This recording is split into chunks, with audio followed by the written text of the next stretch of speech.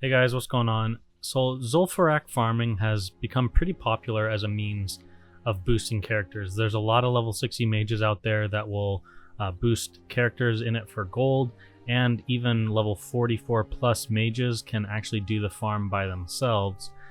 However, a lot of people don't know about this other method where you can actually farm Zul'Farrak as a hunter as early as level 42. Now, I have to say full credit to this method goes to Necerium. I'll put his channel right here and then also in the description below. And he came up with this farm as to my knowledge.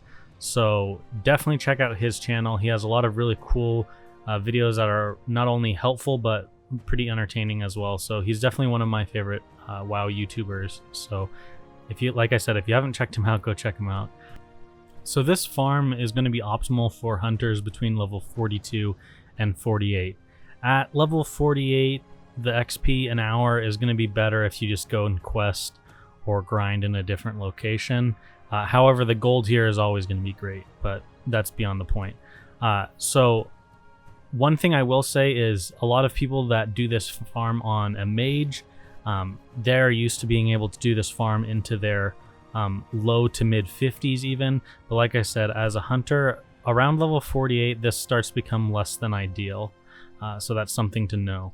Now, while the XP and gold is amazing for mages doing this farm, for hunters it's definitely really strong, but it's nowhere near the level that it is for a mage. It's definitely quicker than farming out in the world, and it's definitely quicker than questing. I will say, however, that you need to do a few steps to make this run super beneficial.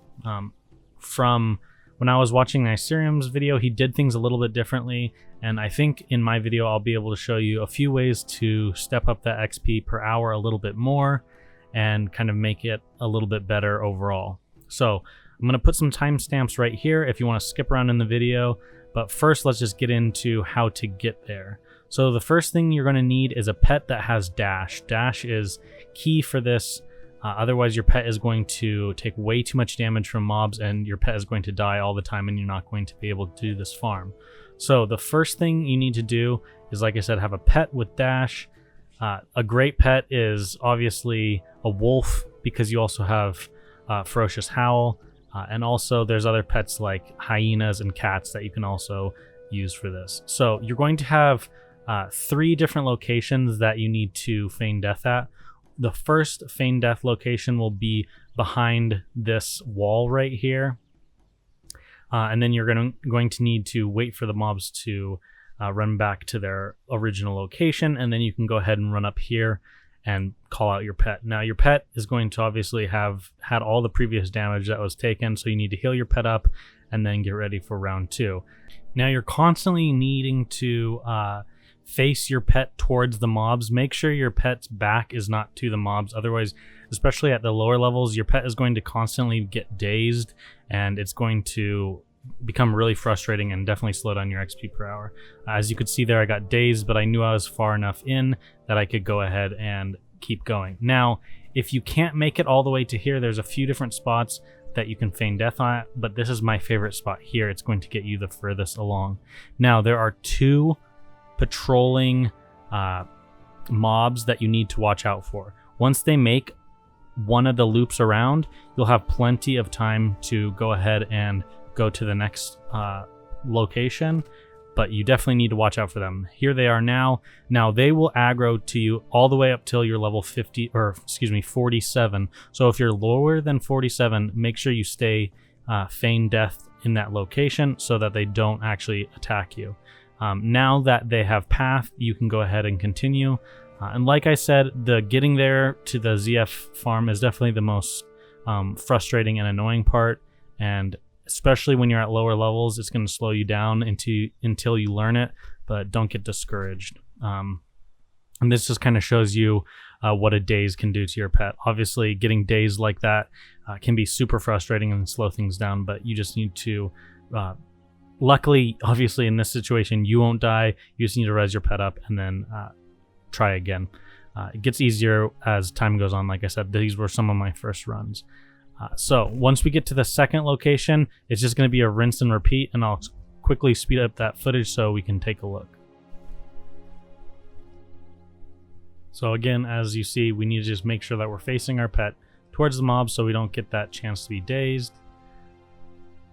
And what we need to worry about also here is that patrolling boss will reset once you run to a certain location. He doesn't actually leave that room. So you need to know that running in to that area, that is where you're going to need to feign death at the next point. Now, obviously, once you get to a higher level, this won't be as big of an issue, but for the very beginning, these feign death locations are key. These are where you're going to want to feign death and reset.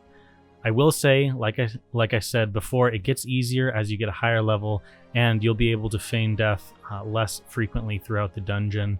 And if you do things well and you don't get dazed or have to resummon your pet several times, you can easily get to the graves within 5 minutes. I'm just kind of showing you what will happen if your pet does die and you need to kind of reset. So it's no big deal.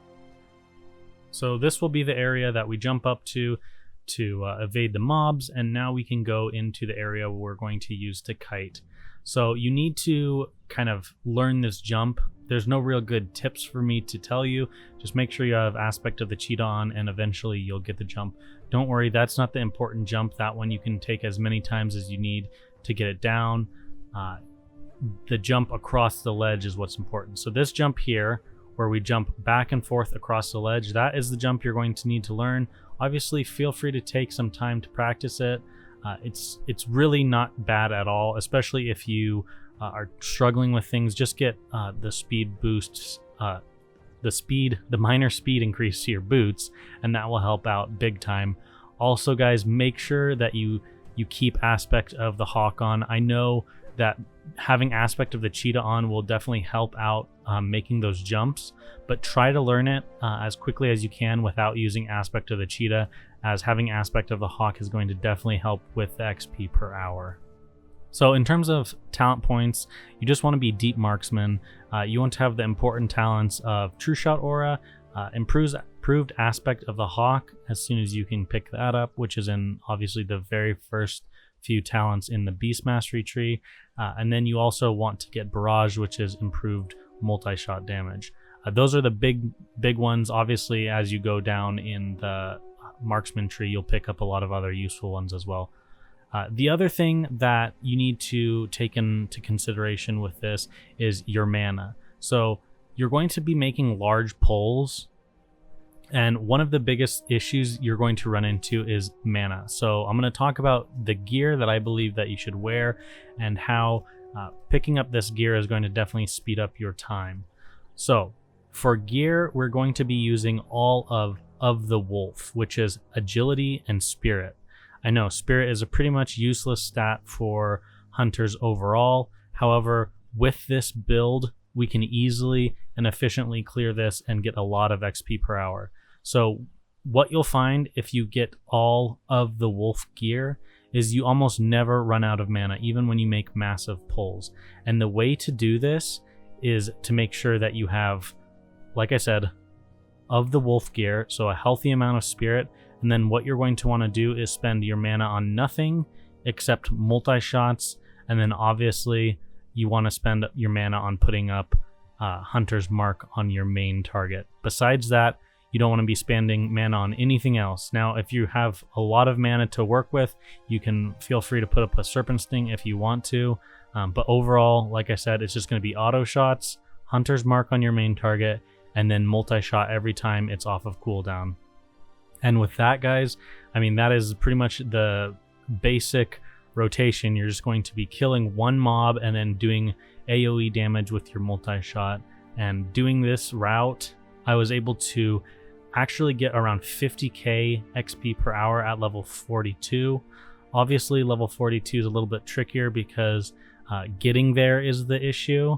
But then once you're there, the XP is amazing. And then obviously the XP goes down a bit as you level higher and higher because the mobs don't give you as much XP, but it's a lot easier to get into the graves, so it kind of helps even out the XP in that aspect.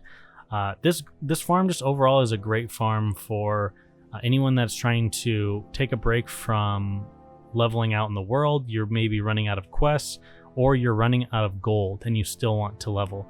This is some great gold. I made somewhere around 160 gold leveling here on and off from my time from 42 to 48, and I didn't even stay here the whole time. I went and leveled a bit in Feralis around level 45.